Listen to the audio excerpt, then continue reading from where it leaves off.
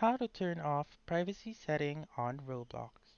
First is by opening your web browser, such as Safari and Chrome. I'll just open Safari and then go to roblox.com.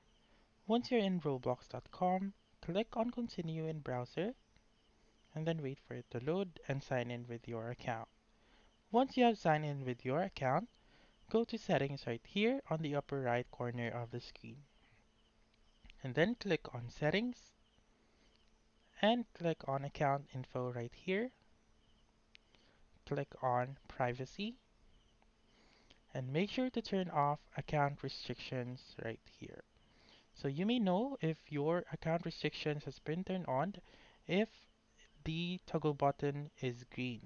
To turn it off, simply click on the toggle button and make sure now that the toggle button will turn into gray and not green. So that's it. That's how you can turn off privacy setting on Roblox.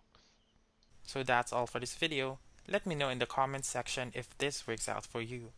For more helpful tutorials like this, please subscribe to our channel and don't forget to click that notification bell.